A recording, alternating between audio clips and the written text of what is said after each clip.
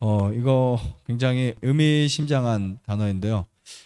한 분이 이렇게 질문하셨어요. 어제 저 술, 담배 끊었는데 간이 왜 더 안 좋아졌죠? 라고 하신 분이 있었어요. 근데 사실 술, 담배를 끊으면 간이 좋아지는 게 정상입니다. 근데 어떤 분들은 가끔 간이 안 좋아지거나 그대로 있거나 조금밖에 안 좋아지거나 이런 분들이 종종 생겨요. 왜 그럴까요? 여기서도 제가 네 가지로 말씀을 드릴게요. 술, 담배를 끊었는데도 간이 더 회복이 안 되는 분들을 위해서 제가 말씀을 드릴게요. 보통 통계청 조사 결과를 보면 간 질환이 40대, 50대 남성 사망 원인 3위를 차지하는 것으로 나타났습니다. 뭐 여성도 되게 높습니다, 사실은요. 이게 AST, 뭐 AAT 이런 거 있죠? 간 수치. 이런 것들은 아미노산 생성에 이제 관계되는 효소의 일종이고요. 간세포가 손상받은 경우에 혈중으로 방출되어서 수치가 높아집니다. 그러니까 피검사 보면 다 나와요. 혹시 피검사 해본 분들은 그 간 수치란에 그 AST, AAT, 뭐 그다음에 알부민 그리고 또 뭐 이런 것들이 쭉 나와요. 여러 가지 항목들이. 근데 갑자기 어떤 분들이 간 수치가 40이 정상인데 뭐 그냥 80, 90 막 이렇게 수치가 올라와 있어요. 자, 왜냐하면 간이 손상을 받게 되면 혈액 속으로 이러한 그 아미노산 생성에 관계되는 효소들이 막 거기에 들어간다고요. 혈관 혈액 속으로. 그래서 그 수치들이 점점 올라가서 심하게 올라가면 거의 1000까지 사망 수치를 기록하기도 하죠.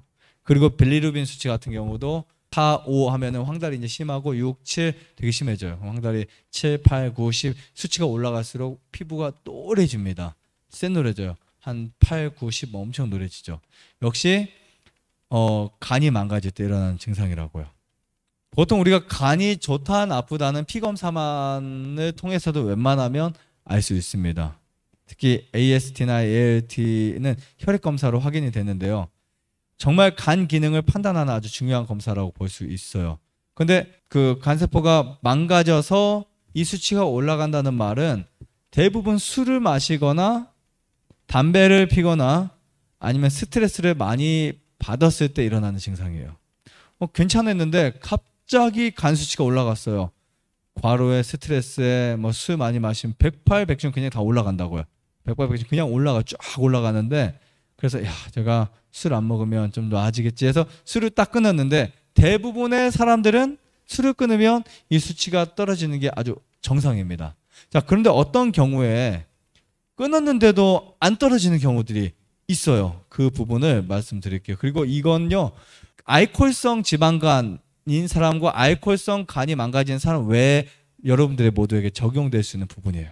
이 네 가지를 무시하시면 여러분들의 건강에 정말 심각한 문제가 올 수 있기 때문에 꼭 주의하셔야 되는데, 첫 번째 과로입니다. 과로. 과로 같은 경우는 신체에 있는 기능이 현저하게 떨어지면서 일어나는 현상이에요. 그래서 심지어 과로사도 있죠. 과로사. 병명이 없이 과로로 죽는 사람이 있어요, 없어요? 있어요. 정말 많이 있습니다. 이 과로는 어떤 문제를 방치하는데 보통 우리 몸의 간이요. 간이 여러분들의 몸에 어떤 문제를 해결해주고 재생시켜주고 회복시켜주는 역할을 합니다. 근데 계속 과로를 하잖아요. 그럼 누가 가장 힘들어할까요? 간이 힘들어요. 간이 막 너무 힘들어요. 그러다가 간에서 대사 활동을 잘 못하잖아요. 그러면 바로 사망할 수도 있어요. 그러니까 간이 안 좋은 분들이 막 운동을 막 하다가 갑자기 혼수가 오는 경우가 있어요. 간성 혼수. 네, 그게 왜 오냐면 간이 더 이상 활동을 하지 못해서 그래요. 그래서 간 경화가 있고 간암이 있으면 특별히 더 주의를 해야 된다. 간 경화도 되게 무서운 거 아시죠? 이거 간 경변이라고 말해요. 그러니까 간이 굳어진 것을 간 경화라고 해요. 그래서 이런 경화되면 간 자체가 활동할 수 없기 때문에 굉장히 위험할 정도로 이렇게 몸이 망가져 있다는 것을 알 수 있는데, 이 과로를 무시하고 계속 무리하다 보면 결국은 여러분들의 간은 그냥 무조건 나빠진다. 그래서 간 수치가 올라간다라고 보시면 될 것 같습니다. 과로가 뭔지는 아시겠죠? 과로. 일을 열심히 하는 것이 과로가 아니에요. 무조건. 과로는 여러분들이 피로한데 그것을 해결해 주지 않고 계속하는 일이 과로가 되는 거예요. 만약에 다 과로일 것 같으면 삽질하고 밖에서 노가다 일하는 사람들은 완전히 다 과로잖아요. 근데 어떤 사람들 보세요. 그냥 예초기질하고 밖에 풀 깎고 낫질하고 톱질하고 쌀 심고 저는 벌도 하고 막 그런데 이게 과로가 아닐 수 있어요. 근데 어떤 경우는 일은 많이 하지 않는데도 과로가 될 수 있어요. 내 몸에서 받아들일 수 있는 한계가 넘어간 거예요.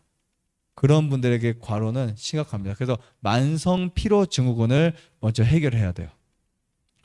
흔히 어떤 경우에 사람들이 과로를 많이 경험하냐? 게임 오락 많이 하는 사람들, TV 드라마 많이 보는 분들, 이런 분들이 과로가 되는 경우들이 되게 많습니다. 아시겠죠? 네. 그리고 실제적으로요, 일도 너무 막 지나치게 많이 한다? 그것도 과로가 될 수 있으니까 주의하셔야 될 것 같고요. 자, 두 번째.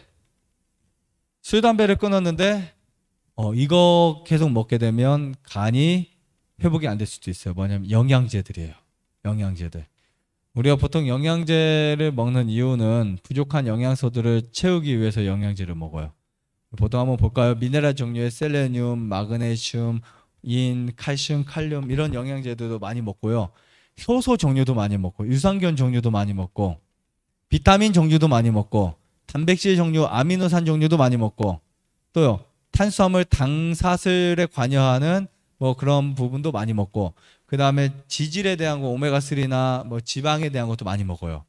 그러니까 어떻게 보면 정말 영양제는 엄청나게 사람들에게 많이 먹게 되는 그냥 우리 몸에 좋지 않은 부분이라고 볼 수 있어요. 근데 물론 영양제를 먹어서 효과를 본 분들도 간혹 있어요. 왜냐하면 영양제가 필요한 부분 내가 너무 고갈돼 있는데 이런 거예요. 지금 내가 만약에 당분이 뚝 떨어져서 저혈당이 와서 쓰러졌어요.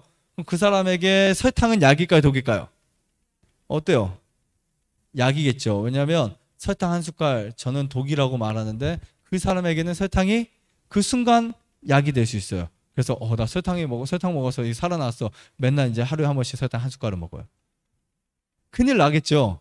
네, 이런 것과 똑같아요. 영양제는 정말 부족할 때 딱 한 번 먹을 수는 있겠죠. 한두 번은. 네. 그런데 사실 영양제를 안 먹어도요. 충분합니다. 여러분들이 지금 응급 상황에 있는 영양소들은 꿀, 소금, 나트륨 두 가지예요. 그러니까 나트륨이 부족하면 나트륨이 결핍되면 기력이 없고 꿀이 부족한 기력이 없어요. 그래서 병원에 딱 가면 항상 우리가 링겔 맞는 게 어떤 거죠? 두 가지가 있잖아요. 하나는 생리식염수, 포도당, 그죠? 이걸 맞잖아요. 그 정도면 금식할 수 있다는 거예요. 그래서 병원에서 그거 맞으면서 금식 며칠씩 하죠. 검사나 뭐 이런 거 할 때 충분합니다. 그 다른 것들은 음식에서 먹어도 충분하다라고 보시면 될 것 같습니다. 그래서 간의 건강을 위해서 영양제를 먹는다고 하는데요. 오히려 부절제하게 먹잖아요. 사실은 이게 다 과식이 될 수 있어요. 영양제가 아무리 적어도 추출하고 그 성분을 빼서 먹으면 그 양에 대한 조절을 우리가 못 한다고요.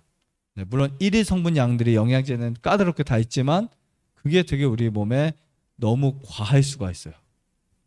그리고 단백질 보충제도 다량으로 먹게 되면 간 수치가 올라가고요. 간이 해독작용을 하기 때문에 화학적인 모든 것들 역시 문제가 됩니다. 그런데 식물성들도 과하면 문제가 돼요.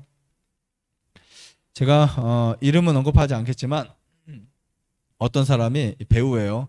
영양제 과다 복용으로 간 수치가 아주 높게 나왔다고 많이 먹지 말아야 된다라는 조언을 했던 적이 있었어요. 그래서 이제 영양제를 계속 먹으면서 종합검진 했는데 간 수치가 엄청 올라갔어요. 담배는 6년 전에 끊었고 술 마신 지도 1년 전인데 이상해서 의사에게 물어봤더니 약을 많이 먹어서 그렇다고 이제 말을 했는데 그 약 중에 대부분이 뭐였냐면 그 사람 영양제였더라고요. 네, 영양제.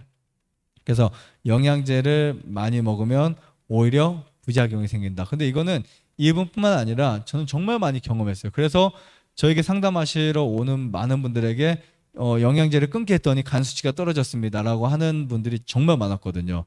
그래서 영양제 무조건 먹는다? 아니에요. 주의하시면 좋을 것 같아요. 그리고 영양제 대용해서 먹을 수 있는 거 정말 많이 있으니까 여러분들이 그렇게 식사로 바꾸시면 돼요. 이해하시겠죠? 캡슐 안에 들어있는 그 영양제들이 얼마만큼의 내 몸에 유익이 될지 얼마만큼의 과한지 사실은 알 수 없거든요. 그러니까 영양제 안 먹어도 채식을 잘하면 충분히 가능하다. 라고 말씀드리고 싶고요.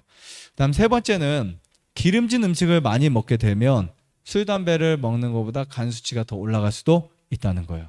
비알코올성 지방 같은 경우는 탄수화물이 주 원인이라고 하지만 사실은 저는 지방을 더 원인이라고 말씀드리고 싶어요.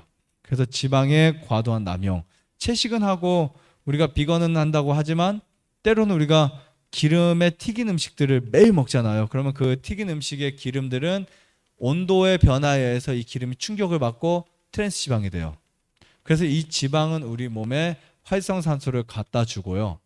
육식을 하는 것보다 훨씬 더 안 좋은 상황을 만들어내기도 한다라고 볼 수 있습니다. 그래서 특히 간이 안 좋거나 몸이 안 좋으신 분들은 튀긴 음식들 피하시는 게 맞다라고 말씀드리고 싶고요. 우리가 이제 이 선을 그어줘야 돼요. 맛을 위해서 먹는 것과 건강을 위해서 먹는 것은 반드시 구분을 좀 시켜주시는 게 좋습니다. 자, 네 번째, 잠을 충분히 자지 않는 거. 이게 마지막으로 여러분들 말씀드리고 싶은데요. 하루에 잠은 몇 시간 자야 될까요? 잠은 몇 시간? 7시간 이상은 자야 돼요. 7, 8시간 자야 되는데 보통 5시간을 잔다, 6시간을 잔다, 수면 부족의 현상이 생길 수 있어요. 수면이 불규칙하거나 수면 시간이 짧으면 문제가 오는데, 자, 보통 간이 망가지는 가장 직접적인 원인이 늦게 자는 거예요. 12시에 자면 이미 2시간 동안 간이 해독을 받고 회복을 해야 되는 시간 동안 나는 간을 더 무리하게 만들었다는 거예요. 그러면은 20대, 30대, 40대까지 12시 넘어서 막 잠을 자요. 그럼 그것이 언제 나타날까요? 빠르면 바로 나타날 수도 있는데 늦으면 갱년기가 올 쯤에 그게 막 엄청나게 같이 나타난다고요. 그래서 잠은 충분히 자야 되는데, 여러분들이 만약에 나는 6시간밖에 잠잘 시간이 없다, 나에게 주어진 시간 6시간밖에 없다, 그럴수록 잠은 10시에 무조건 주무셔야 돼요. 10시에서 자서 6시간 자는 것이 12시에 자서 7시간 자는 것보다 훨씬 낫습니다. 그 이유가 뭐냐면 우리 몸이 세팅된 값이 그때 원하는 잠이에요. 그래서 멜라토닌이라는 호르몬은 초저녁에 가장 많이 분비가 돼요. 그리고 새벽이 지나서부터는 점점 떨어지기 시작하니까 몸에서 피로감은 줄일 수 있지만 간을 회복시킬 수 있는 수면은 초저녁 잠, 그 다음에 충분히 잠을 자야 된다라고 보시면 될 것 같습니다. 그래서 6시간 수면 이하로 자는 것과 7시간 이상으로 자는 것이 치매만 해도요, 걸릴 확률이 30% 차이가 나요. 엄청나죠? 치매에 걸릴 확률이 30% 차이 난다고요. 그러니까 잠을 많이 못 자면 가장 먼저 나타나는 치매, 알츠하이머의 첫 번째 그 반응이 깜빡인다는 거, 기억력 저하 이런 것이 많이 생기고요. 그리고 수면이 부족하게 되면 신경 퇴행성 질환의 영향을 정말 많이 보여주고 있고요. 그리고 컨디션이 굉장히 안 좋습니다. 실제로 뇌 기능에 미치는 이 영향에 대한 다양한 연구들을 보면 잠이 부족하면 짜증이 많이 나요. 화가 많이 생겨요. 맞아요, 안 맞아요? 아이들도 잠을 부족한 날을 보면 애들이 막 얼굴 깰 때부터 인상 쓰고 일어나요. 그런데 충분히 잠을 자면 아이들이 밝게 웃으면서 일어났죠.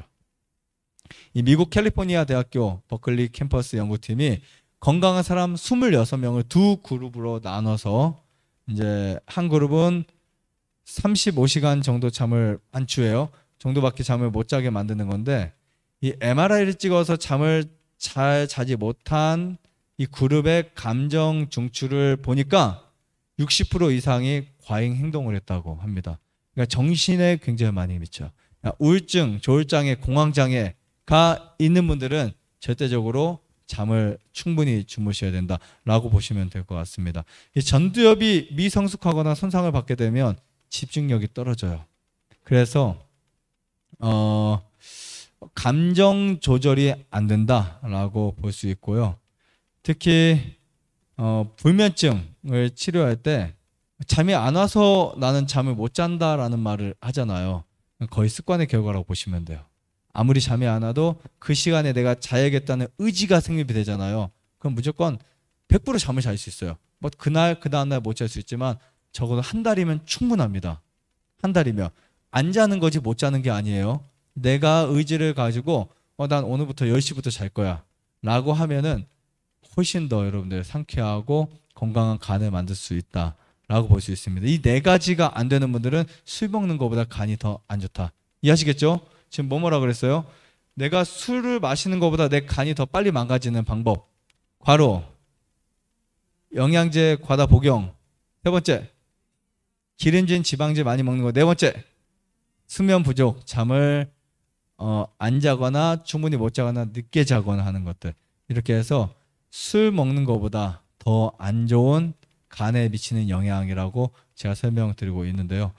이런 거 말고도 정말 많은데 이게 대표적인 거예요. 이것만 해결되면 간은 회복될 수 있다. 좋아요, 구독, 안내자전 눌러주세요.